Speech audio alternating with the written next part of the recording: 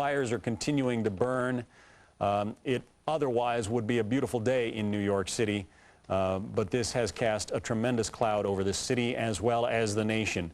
2 planes crashing into the World Trade Center and toppling them. Apparently, 2 planes from American Airlines have been hijacked and lost this day.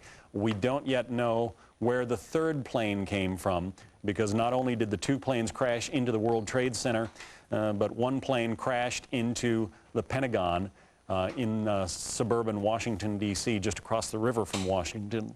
You're looking now at pictures in Midtown Manhattan, where people are trying to go about their business, but in the most stunned kind of way. You can see emergency vehicles are at work throughout the city.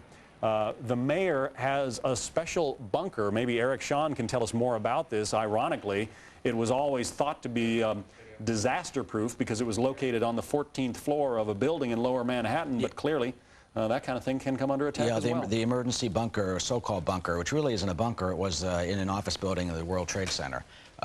Complex, not one of the 2 towers that unbelievably and so horribly have collapsed, but in a building that houses the Commodities Exchange and some other exchanges, which is at the foot of the World Trade Center. It is, I think, number 6 or number 9 World Trade Center. That is the emergency command center for the city of New York. It was moved there from police headquarters about within the last 2 years or so. That thought to be safer, much more sophisticated availability through communications, much more secure, it was felt, than the police department at that time. So that is the center. We can only hope. We have no report at the moment of the condition of the emergency center for New York City. But then again, the mayor may also be in City Hall trying to deal with the emergency service, the EMS and tactical units. I've been told through EMS that the casualties could, the numbers being bandied around this morning, John, are 10,000. Or so. 50,000 people work in both towers of the World Trade Center. This happened on a beautiful day, 9:10 or so in the morning, when people are going to work, showing up in their offices of the massive World Trade Center complex that houses banks, houses financial institutions, houses the headquarters for the Port Authority of New York, which runs the airports and the bridges and tunnels. It has also has the governor's office and other offices in the World Trade Center, built, of course, in 1973. And the 1993 bombing of the World Trade Center, the terrorists at that time, who were from Jersey City, part of a local mosque, drove a van laden with explosive into the garage. 6 people were killed, thousands injured. At that time, they were not able to bring it down. That was the aim. This time, so horribly and sadly, it seems that terrorists perhaps obviously have succeeded. In terms of, you mentioned the report earlier from a London newspaper that is credible in terms of Osama bin Laden. Let me also point out, we're going to get some more information about this, that experts, terrorist experts say he has and does have pilots on his payroll, that 3 of the co-conspirators, alleged co-conspirators in the East African bombing trial had pilots' licenses. 2 of them testified for the government against those suspects accused of, and who were then convicted of the embassy bombing trial. So does that work up a scenario that perhaps terrorists were on these planes, hijacked them, and then near the last moment were able to divert them, incapacitated the crew, the pilots, completely jumped in those seats, and then themselves just flew those planes into the buildings? I was coming to work this morning and saw the first plane, which appeared to be a 737 or small Airbus, a twin-engine jet, flying very low south downtown over 5th Avenue. I was right near Rockefeller Center. Everybody was looking up, saying it's kind of unusual. And then it banked right. Banking right would indicate it was heading right toward the World Trade Center, and it disappeared from my view. And then heard the report that, though, is a common airway from the north. That plane, if that indeed was the American Airlines plane from Boston, that would make sense. Coming from the north, coming from Boston, on the air route to make a left leg base, and then your final into LaGuardia, but then at the last moment diverted into this horrible, horrible catastrophe. There will be apparently no news conference from American Airlines, but Mike Tobin, our correspondent, has a statement from the airline. Mike, can you bring it to us? Yeah, the statement is this. I'll read it verbatim to you. American Airlines confirmed today that it lost 2 aircraft in tragic incidents this morning. Americans said the flights were Flight 11, a Boeing 767 en route from Boston to Los Angeles with 81 passengers, 9 flight attendants, and 2 pilots, and Flight 77, a Boeing 757 operating from Washington Dulles to Los Angeles with 58 passengers, 4 flight attendants, and 2 pilots. The statement further reads, because of the heightened security due to the nature of today's events, American said it is working closely with U.S. government authorities and will not release more information at this time. The government has shut down the entire air traffic system in the United States. American TWA, American Eagle, will not operate. And a statement from Donald J. Carty, Chairman and CEO of American Airlines, says we are horrified by these tragic events. Our thoughts and prayers go out to the families of all involved. And I just got a note here about where media calls should be directed. All right, Mike Tobin, thank you very much. Yeah, a 767 apparently, a wide-body plane capable of carrying very many more than the 81 on board, was one of those apparently hijacked. We're going to be getting an updated news conference from the security chief at Logan Airport in Boston shortly. Meantime, I want to take you down to Britt Hume, just to repeat, the nation's capital also under attack.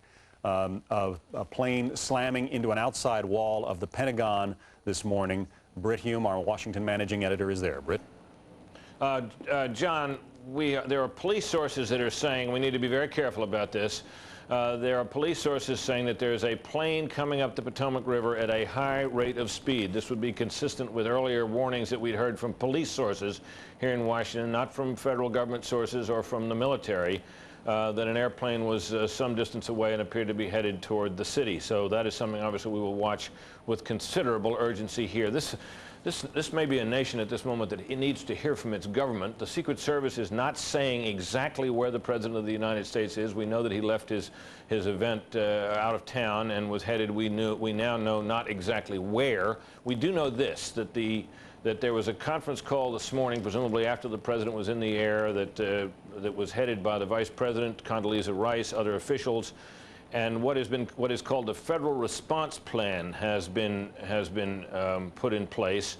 This was an emergency response plan for a variety of different kinds of disasters, floods, hurricanes, calamities of that kind. It involves 28 federal agencies led by the Justice Department. The Federal Emergency Management Agency coordinates on the President's behalf. Obviously, this is more of a disaster relief type of concern, but a terrorist attack response is part of what they do, and that plan is in place and is underway. Meantime, obviously, we continue to watch the horizon south of Washington to see if anything comes of these reports from police sources. We caution you, these are just police sources. We're not hearing this yet from any other federal source or from any intelligence sources or from the military. So we watch with somewhat bated breath, John. Hume in Washington. Commerce in America is not exactly going to come to a grinding halt, but it is going to be significantly curtailed today.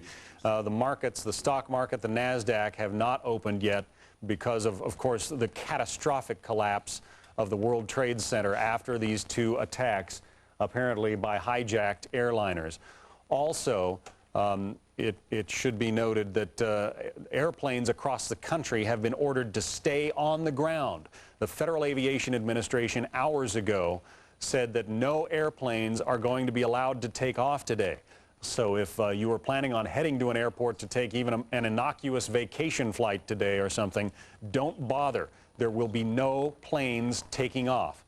Of course, authorities are very nervous that there could be more strikes in the offing, like the kind you just saw. That apparently a hijacked airliner slamming into the second of the World Trade Center towers, a tower that collapsed a short time after you saw that explosion. The former Speaker of the House, Newt Gingrich, is joining us now from our Washington bureau. Newt, what's your reaction and what should be America's reaction to these developments? Well, first of all, I think everyone's reaction has to be that this is a tragedy for the families that are directly involved, the families that were hijacked on those airplanes, the flight attendants, the pilots, the people who have died today in the World Trade Center and the people who have died today in the Pentagon. I think all of us have to reach out in our hearts to them. But beyond that, as a nation, this is a 21st century Pearl Harbor. This is a 21st century kind of war. I think we need to refer to it as an act of war. This was not a random event by a random terrorist. This was a systematic, complex operation of military proportions undertaken cleverly by people who have state support and who only survive because they have the support of some states that protect them. And I hope that the American government, the president, and the American people will react to this as an act of war. This will be more casualties, I believe, than Pearl Harbor. It is at least as horrifying as Pearl Harbor, and it deserves a complete and total American response to ensure that it never happens again. When you mention the number of casualties, Newt, I'm reminded that roughly 55,000 American servicemen died in Vietnam. There could have been almost that many people in the World Trade Center buildings today. Not that all of them necessarily would be casualties, but clearly we are preparing for a catastrophic loss of life. This is a terrible event, but it will become even more terrible if it isn't the basis of a deliberate, systematic, and total American response. This reminds us that we're all vulnerable. As you heard, people in Chicago are leaving. They're evacuating major buildings. People in Boston are leaving. Here in Washington, I walked past the mall. People are leaving. I talked with a policeman at the Capitol who have sealed off our national capital. We need to recognize we can only be a free society if we are prepared to relentlessly pursue and eliminate those who would engage in this kind of war against civilians and against a peaceful society.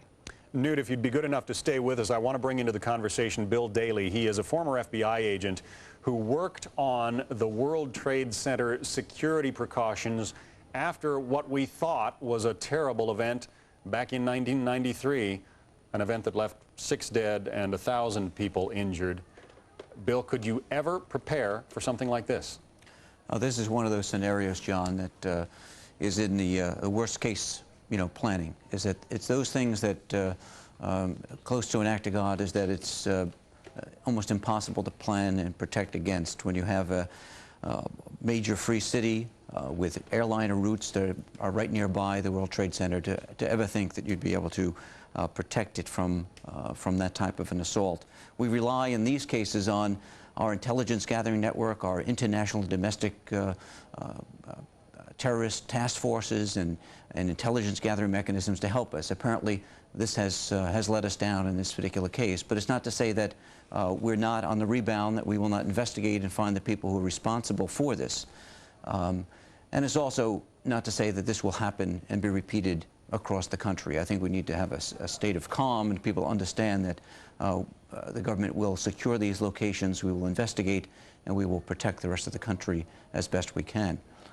But these are type of events, John, that next to nuclear disasters are in the worst case scenario planning and almost get down to the point of so catastrophic that it's difficult to develop exact plans for it. I'm sure we'll hear today stories of heroism, we'll hear stories of tragedy, we'll hear stories of people rising beyond what they were ever called to do, because these type of plans, particularly even in New York, as much as we're New Yorkers that take on a lot, this goes far beyond anything we've been challenged with to this date. Newt Gingrich, you mentioned that there has to be a coordinated response by the United States.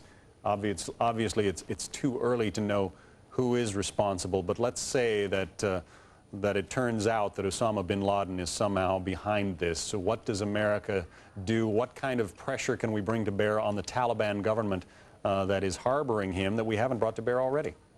Well, let me just say that we don't know yet who's done this, and I don't think we should rush to judgment.